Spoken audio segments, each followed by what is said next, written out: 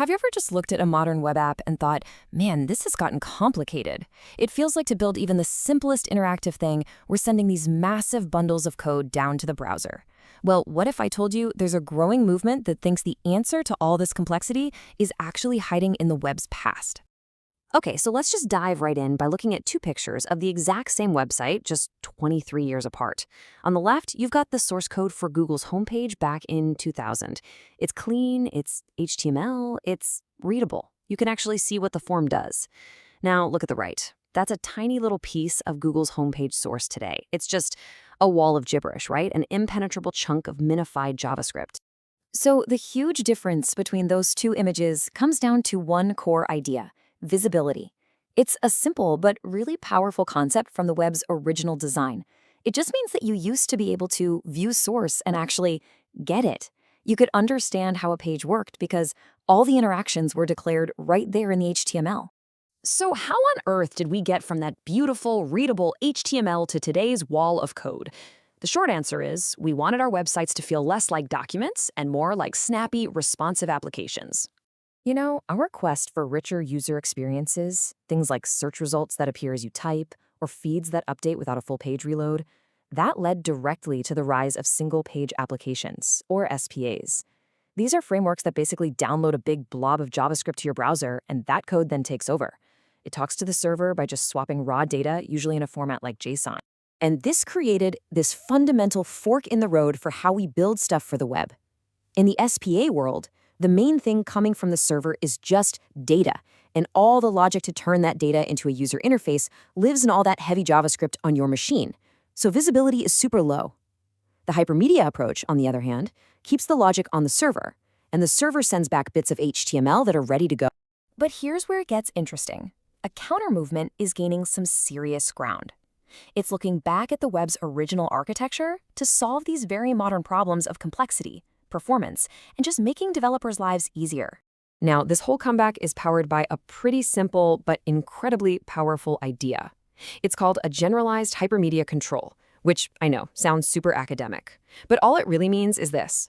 Imagine clicking a load more button, and instead of the whole page reloading, the server just sends back the next few items, and they just slot right into place. That's the core of it, making any old HTML element smart enough to go fetch new content and put it anywhere on the page. So what's really cool is seeing how this works in practice. This isn't just some theory. It's being implemented in two major ways, from huge systems at big companies all the way down to tiny, elegant libraries anyone can use.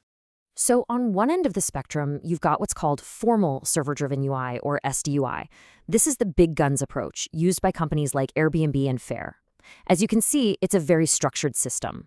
It starts with a library of shared components and a contract that defines how the client and server talk. Then you've got a network layer to fetch the UI instructions and a parser on the device that turns those instructions into what the user actually sees. But then you get to the other end of the spectrum, and this is where it gets really fun.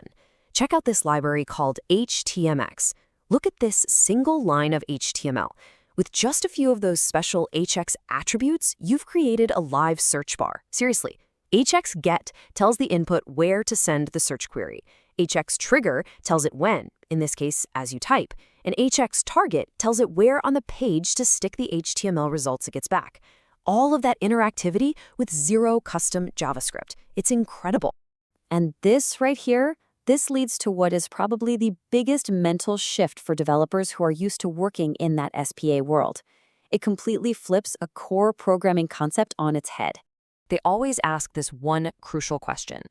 If you don't have all these complex JavaScript objects on the client side managing everything, where does the application's state, the memory of what the user is doing, where does it actually live? And the answer is just so beautifully simple. It's perfectly captured by this developer in an online forum. They said, your markup is your state. Let that sink in. The state isn't some invisible JavaScript object you have to keep in sync. Your HTML, the thing you can see, is the state. The server just sends the current state of the application as markup, and that's what you see. Now, this isn't just some clever new hack. It's actually a return to a fundamental principle the web was built on. It's called HATEOAS. Yeah, it's a mouthful, but it stands for hypermedia as the engine of application state.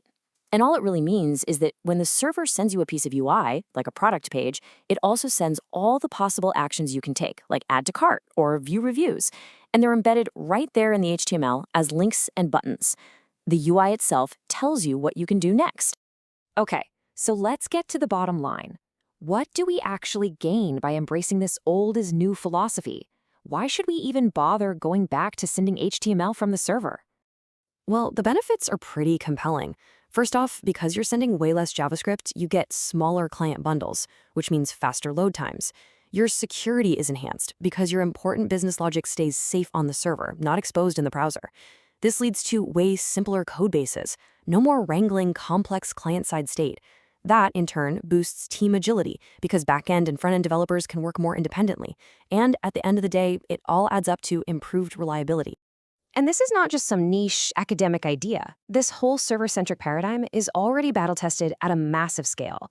Companies like Airbnb, Spotify, Lyft, and Fare are all using these very techniques to power core features in the apps you probably use every single day. This proves it's not just for simple websites. It works for huge, complex systems too. Which kind of leaves us with this one final provocative thought. Maybe this relentless drive for more and more complexity wasn't the only way forward.